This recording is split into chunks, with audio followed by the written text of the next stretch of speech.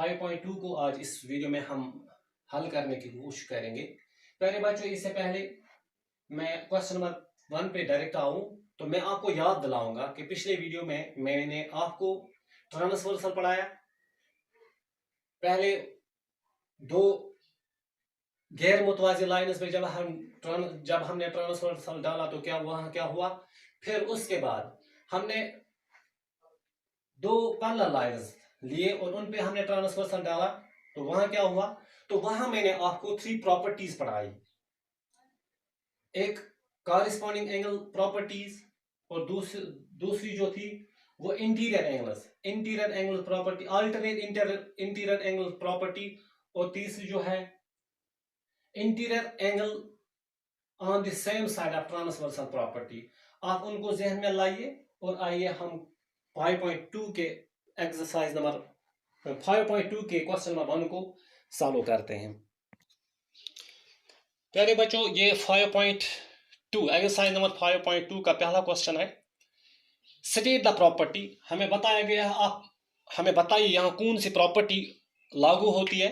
पहले बच्चों, हमें यहाँ ये फिगर दिया गया है। यहाँ एंगल लाइन ए है और लाइन बी है, ये एक दूसरे के पैरेलल है। फिर उन पे ट्रांसवर्सल डाला गया। तो जब हम दो पैरेलल लाइन्स पे ट्रांसवर्सल डालते हैं तो मुख्तलिफ किस्म की एंगल्स वजूद में आती हैं। तो यहाँ हमने इनको नाम दिया 1 2 3 4 5 6 7 8। तो पहला जो हमें सवाल पूछा गया है वो है कि if A is parallel to B, अगर ए पैरेलल है बी के, ए लाइन पैरेलल है बी के और एंगल 1, तो एंगल 1 और एंगल 5 एक दूसरे के बराबर है। क्यों? पहले बच्चों, ये एंगल 1 है और ये एंगल 5 है। ए पैरेलल है बी के, तो ये एंगल्स क्यों आपस में बराबर हैं? पहले बच्चों, ये दो एंगल्स हैं, ये चूंकि हमने पढ़ा है पिछले वीडियो में, मैंने आपको बताया है ये जो एंगल 1 और एंगल 5 है, ये क्या है? ये है यहाँ पेयर ऑफ कॉरेस्पॉन्डिंग एंगल्स। तो जब दो लाइन्स पे हम ट्रांसवर्सल डालते हैं तो वहाँ जो पैरेलल लाइन, जब दो पैरेलल लाइन्स पे हम ट्रांसवर्सल डालते हैं तो वो वहाँ जो कॉरेस्पॉन्डिंग एंगल्स वजूद में आते हैं तो वो हमेशा बराबर होते हैं। तो यहाँ जो प्रॉपर्टी लागू होती है वो है कॉरेस्पॉन्डिंग एंगल्स प्रॉपर्टी। तो दूसरा क्या है? If angle 4 is equal to angle 6, अगर angle 4 is equal to angle 6, अगर ये एंगल और ये एंगल आपस में बराबर है तो ए पैरेलल है बी के।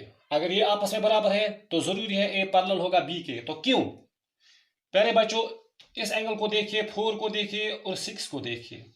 ये क्या है आपस में? एक ये इंटीरियर भी है और ये अल्टरनेट भी है। ये है, ये दोनों क्या बनाते हैं? Pair of alternate interior angle. और जब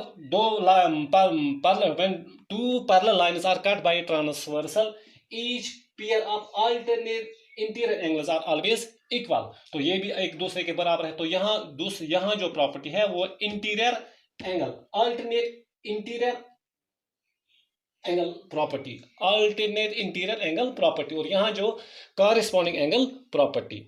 अब तीसरा क्वेश्चन हमें पूछा गया है, if angle 4 is equal angle 4 plus angle 5 is equal 180।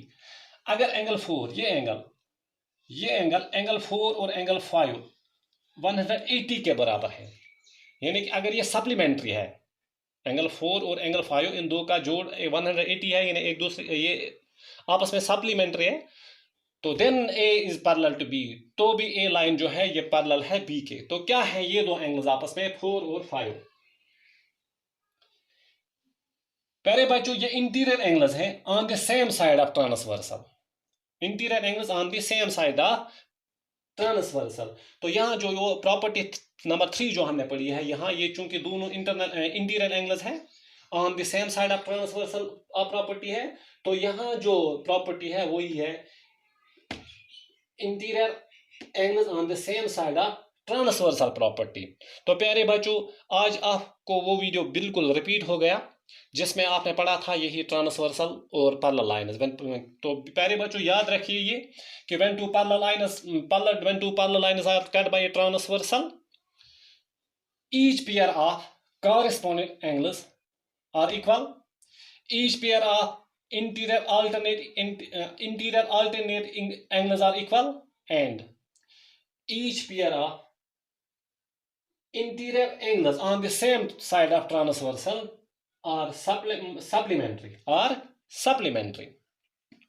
तो अगर एंगल 4 एंगल प्लस 5 ये सप्लीमेंट है 180 के बराबर है, तो जरूरी है एंगल जो लाइन ए है वो पैरेलल होगा लाइन बी के।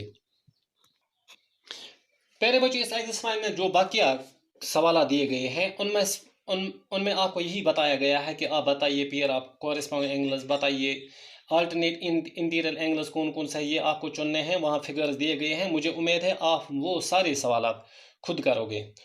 शुक्रिया।